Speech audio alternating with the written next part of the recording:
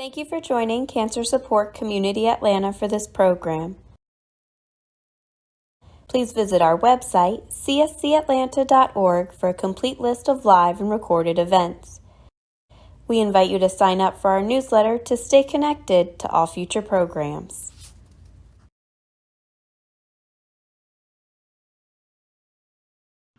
Hi, my name is Becca Scheutz and I'm a certified child life specialist. I've been working with children and families in the oncology world for about a decade, and there are 5 tips that I want to share with you if you are beginning to have conversations with your child about a cancer diagnosis in the family.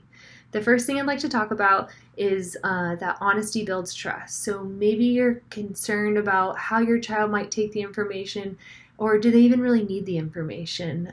They seem like they're fine. They don't seem really worried about it. What we know is that children are very intuitive and they oftentimes know more than we think that they do.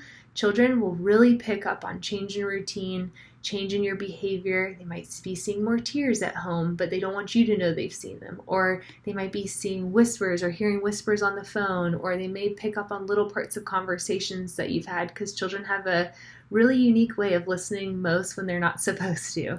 So what happens is they compile all this information. They know that something's not right, and they start to make these own beliefs in their head of what's happening, what's taking place. And a lot of times that information's not true. And then on the flip side of that, if you go to them with developmentally appropriate information, they begin to realize, okay, mom or dad is going to tell me the truth about this. It oftentimes pulls them in closer to you. They know that you're going to be honest and forthcoming with information, so they're more likely to go to you also. So it's really important that you're honest about what's going on in the household. Second tip I'd like to provide is what information to use with your child when you're having these discussions. We want to use simple, concrete language, and we want to avoid words with double meanings. A lot of times we try to do this thing where we change language to make it feel softer for fear that the real language is going to hurt the child, or that we're going to be able to soften the blow if we say it a little bit differently, or if we kind of make up cheeky words, or not use the actual language. But what happens when we do that is that we actually just create a little more confusion. So we want to just use simple language that's appropriate for a child. So you might have a conversation along these lines. It might look like, hey Susie, I need to have a serious conversation with you. We found out from the doctors that mom has something called cancer. And cancer is not like a cough or a cold. It's a more serious illness than that. Our entire bodies are made up of cells, and sometimes cells in our body, when we have cancer, start growing out of control, and the unhealthy cancer cells make it hard for the healthy cells in our bodies to do the jobs that they need to do. So we really need to get rid of those unhealthy cancer cells in mom's body. So she's going to start taking medicines and doing different treatments to try to make those unhealthy cells go away.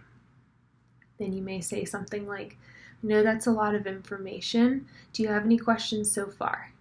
Provide opportunity for questions. Then you're going to go on to reassure them that cancer is not contagious and that they didn't do anything wrong for this to happen.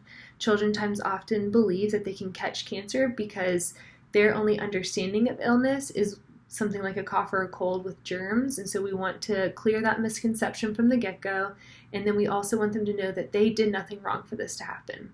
Children are egocentric, meaning that me, the world revolves around me, so I must have done something to make mom sick. It might be something as crazy as, I didn't walk the dog yesterday, mom told me to, and now she has cancer. This is my punishment. So we want them to go ahead and know you did nothing wrong for this to happen, and that this is nobody's fault. Then again, what questions do you have? Then we want to be ready to address emotions. Children will oftentimes feel that they need to guard their emotions from their parents, so allowing them the opportunity to feel how they feel is really important. So you can say something like, if you're feeling overwhelmed, if you're feeling sad, if you're feeling angry, all of these things are okay and actually really normal.